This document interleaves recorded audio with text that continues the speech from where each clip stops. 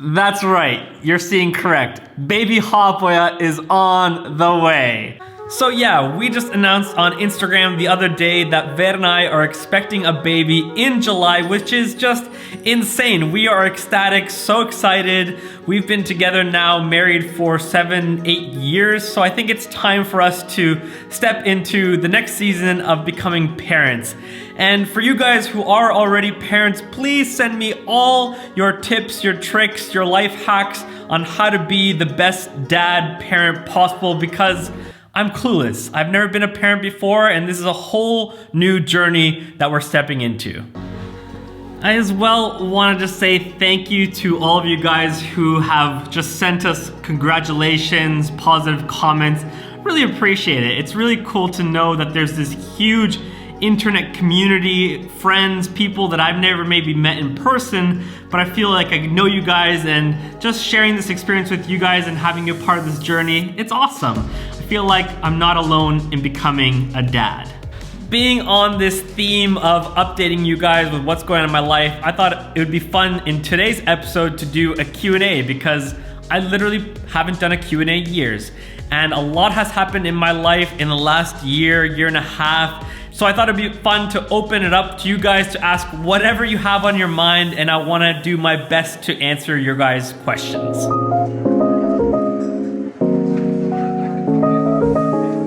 All right, let's get started. Question number 1 from Alex CB. He asked, what kind of projects did you do when you started? When I started photography, filmmaking, I did any kind of projects that would come my way. I remember one time with my brother Matty, we were literally time-lapsing a landscaping company cutting down a tree. Now, the project was random, but hey, it was a good experience to learn how to do time-lapses, to work with a client, and yeah, I grew a lot. So in the beginning, I just did everything and anything that I could get just to get practice, experience, and to make money. Question number 2, Ben Lowe asked, what helps you stay disciplined? Now, I am in no way some disciplined guru who is always on top of things, but I would say that when you're really passionate about what you do, it makes it easier to be disciplined. You know, when I wake up in the morning, I'm excited to go to work, and I'm pumped to create content for you guys to edit and to get out there. Now, is it always amazing and fun? No, sometimes it is just hard work, you gotta push through. But I guess for me, being passionate and also knowing where I wanna go with the channel just creates that drive and oomph to stay disciplined. So I guess it's just thinking to the future where you wanna go and working towards that. Next question, Cyberscene asked, hey Teppo, when did you realize that it's much more beneficial for you to start your own channel on YouTube than helping Matty? Was it difficult to discuss it with him? When I moved to Canada to work with my brother Matty, I already had my own YouTube channel. So I started this channel back in 2017, early 2018. So for me to go to Canada and work with my brother, it was more of an experience to be around my family and to learn from my brother, and then to take all that I've experienced and learned from him and take this channel to the next level. So in no way was it awkward, because I already had this channel, and that was all along the agreement that I would work with him for 1 year and then we'd move back to Finland, because this is home for us. Next question, this kind of bounces off this. Northwoods to Nautical asks, it was fun to watch you work with Matty. Was it hard to leave back to Finland after spending so much time with him? I discovered your channel while watching Matty's channel. Hope all is well in Finland. In some ways it was hard to leave, but in some ways it was easy. When I moved to Canada, I noticed that for the first 6 months, I was just loving it, because I had just come from a really crazy busy season, and I really enjoyed just working with my brother Matty, not being the boss, being able to just support and be like the assistant, the second captain. But then I noticed that as half year had gone by, I really started to dreaming again and get excited about doing my own thing. And I realized that it's much better for me to go out on my own. So I'm very entrepreneurial, so there's something about building your own thing, and the harder you work, the smarter you work, the more opportunities and money and experiences you can get. So yeah, it was good for the first half year, but then I really noticed that it would be good for me to go back out on my own, and now I'm doing this full time and I'm really enjoying it. Next question, someone asked, you have mentioned a few times that you were doing some work as a pastor at your church. How did you transition between that and working in the filming industry on YouTube? So the interesting fact is that I actually started doing photography and videography in the church. In our youth group here in Finland, we were making a lot of conference videos and testimonial videos and trailers, and that's really where we got to start dabbling with photography and filmmaking with my brother Matty.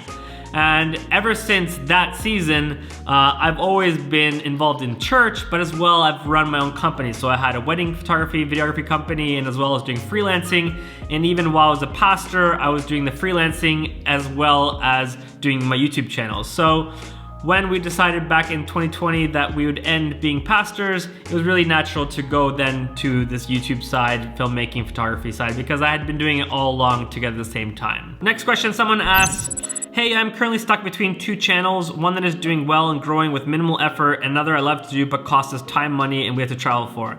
That channel is experiencing very slow growth. As someone who is as immersed as you are, would you ever recommend someone to build two channels on top of full-time jobs, life in general, or focus on one?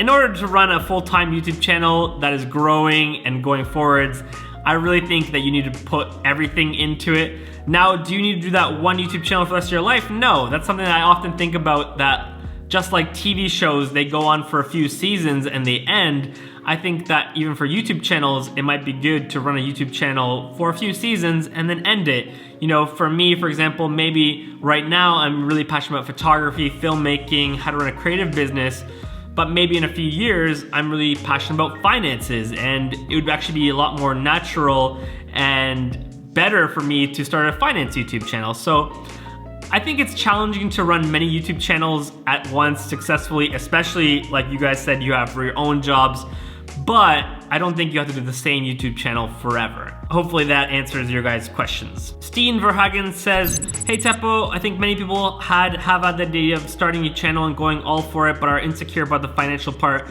Therefore my question, did you have savings before you went full-time YouTube? It's not about the money, but you still have to get by. If you don't have to stress about that in the beginning, I think you're more likely to push through.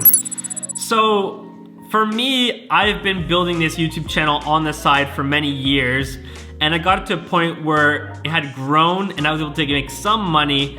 So it was easier for me to then jump full-time, because I knew, okay, if I'm already making this much money by doing it kind of part-time, obviously if I go full-time and double the amount of videos I make, then I'll be able to make a certain amount of money. So I definitely think that you need to slowly build it, and then when you get to a point where you could go full-time, you take that step of faith. But I think it'd be very stressful to just quit your job out of nowhere and start a YouTube channel and to be able to make money, because it takes time to get it rolling, you know?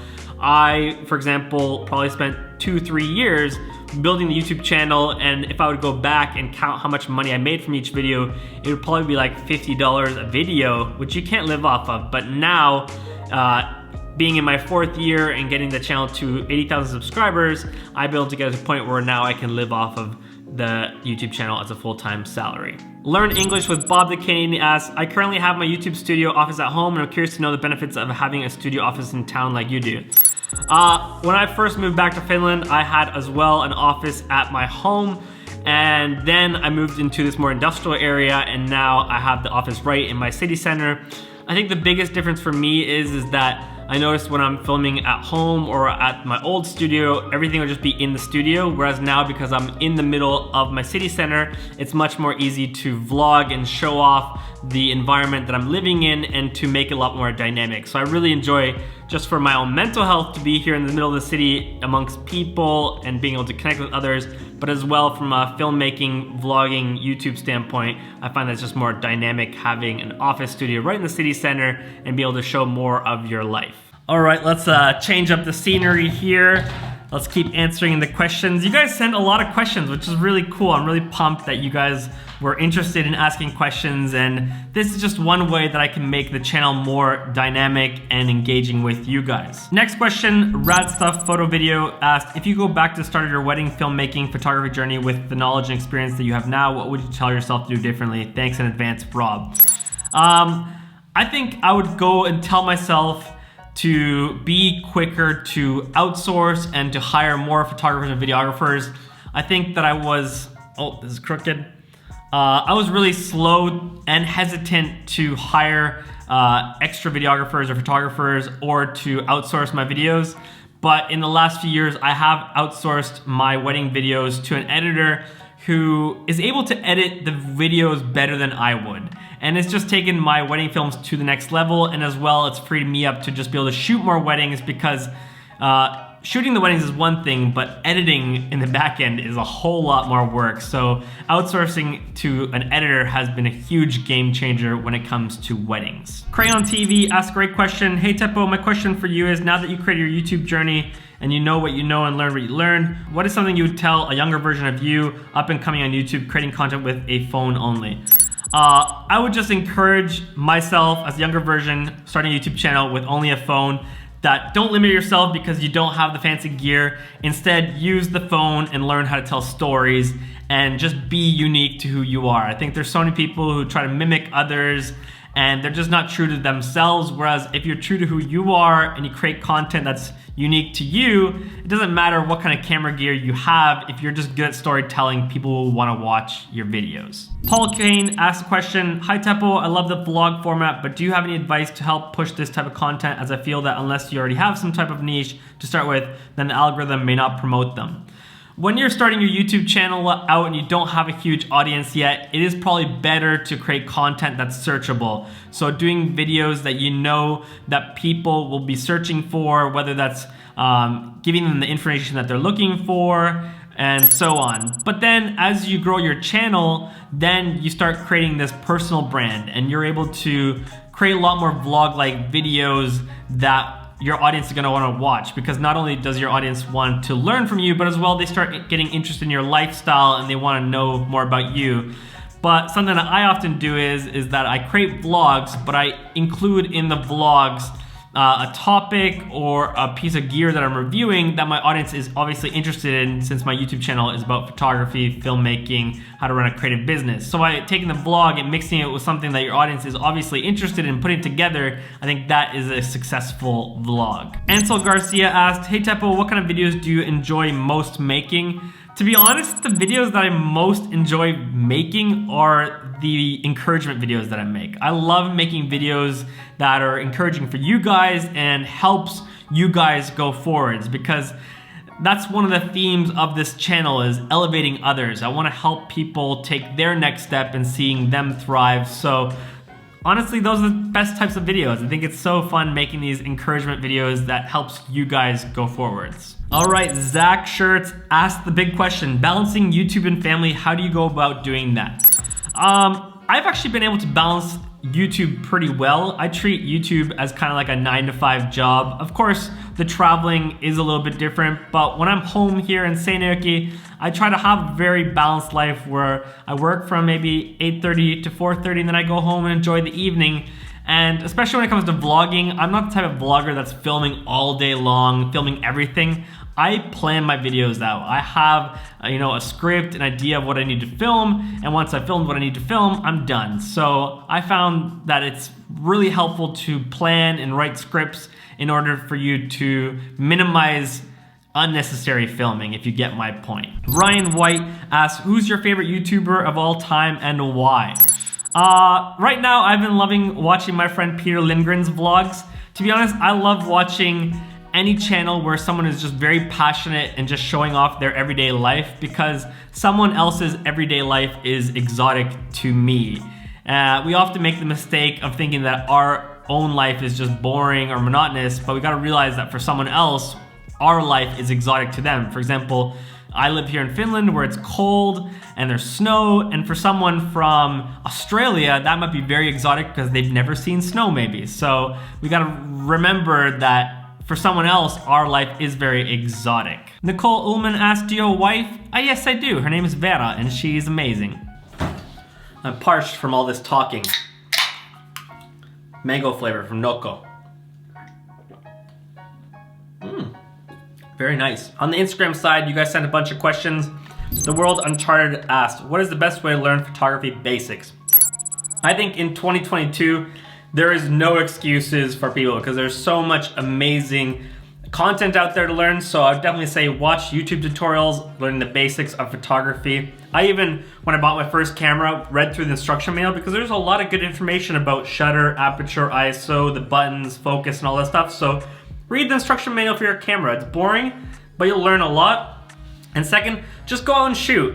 When you're shooting, you're gonna learn how to use your camera, you're gonna learn by trial and error, and that's gonna help you get through the basics of photography. Sam McCready asks, where did you get your beanie? This black beanie is from a company called Makia. It's a company here in Finland, really cool.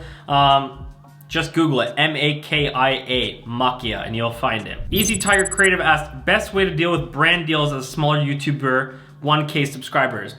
If you're a YouTuber, even if you have 1,000 subscribers, you gotta realize that YouTube content has a long shelf life. So a lot of times when people do Instagram brand deals, they're only visible for 24 hours, if that even, but pitching to a company and saying, hey, I can create a YouTube video that's gonna create awareness for your brand, your product, and it's gonna have long-term shelf life, that's a good way to sell yourself. So I think that even if you're a smaller channel with only 1,000 subscribers, you can definitely get paid brand deals if you just know how to approach them and market yourself. Elijah Carter asks, what do you think about living somewhere like Texas where there is no cold?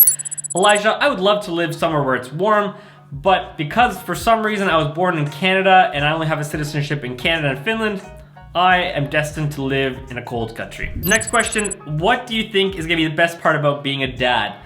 Oh man, I think it's just gonna be so awesome to see your own kid grow up and learn and to be able to do stuff with them, you know? I'm really excited to be able to go snowboarding with my son or daughter and just to do all these fun things together. The Dr. Hassett asked, how can you set yourself apart from all the other YouTubers in your niche? I think you can set yourself apart just by being yourself. I think if you're true to who you are, there is only one of you, there's only one Teppo in the world, and if you're just you will be different from other people. And of course, you can get creative and try to do things that other people aren't doing. Don't just go with the flow and do what everyone else is doing. For example, for me, I wanna set myself apart from other YouTubers in this niche by showing off this Scandinavian culture, you know?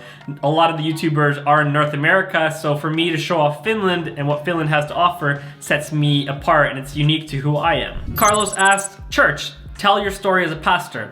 So yeah, I've grown up in a Christian home. Obviously, at some point in my life, I made that personal decision for me to follow Jesus and to live a life that Jesus desires us to live, which is to love people and help others out. And for me, as a pastor, that's what I got to do. I got to help and support people and help them go forwards. And I'm really passionate about the local church. I think a church is a great thing. Yes, there are crappy churches out there. There are Christians out there who don't represent Christianity well, but at the same time, there's a whole bunch of amazing Christians and amazing churches out there that are doing amazing things on this planet. So yeah, I am a Christian and I love being part of the church. My good friend Jaakko Neste asks, how does one get a beard grow like you? Jaakko, it's genetics, my friend, and I'm sorry to say that, but I just was born with great genetics from my dad. John Adams asks, what are you most afraid of as a father? Well, everything. You know, becoming a dad is a total new season of my life. I have never been a dad before. I've never raised a baby, so everything is pretty scary. But at the same time, I know that everything will work out. I guess if I could list one thing that I'm afraid of is that somehow letting my own flaws damage my kid. You know what I mean? We all have our own flaws, our own weak points, and I hope that my weak points wouldn't affect my kid negatively. In some ways it probably will, that's just life, but yeah, hopefully I can just become the best version of myself so I can be a great dad to my future children. Just another Josh asked, what was your dream job when you were younger? I probably want to become like a video game tester because I definitely enjoyed a lot of video games. But yeah, doing what I'm doing right now feels like a dream, so I'm pretty happy with where I'm at right now in my life. Voigt Media asks, favorite breakfast? Currently, right now, my favorite breakfast is breakfast burritos and avocado on toast. We are in California and we ate them literally every single day. All right, now the last question. If you were having your last vacation ever, where would you choose to go and why? I would go to Thailand. I love Thailand. It's hot, it's warm, there's beautiful beaches, great food, affordable pricing. That's probably where I would go and spend my last vacation ever.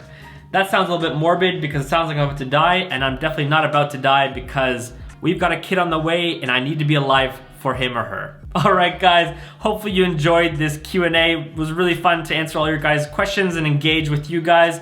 I just want to say thank you for being a part of this community, a part of this channel. Without you guys, I wouldn't be able to do what I do on a daily basis. So thank you guys. I love you. Oh gosh, this is like post-traveling right here. It's just a mess again. And tomorrow I'm going out again. So yeah, I guess that just means one thing. It's time to clean up and pack again.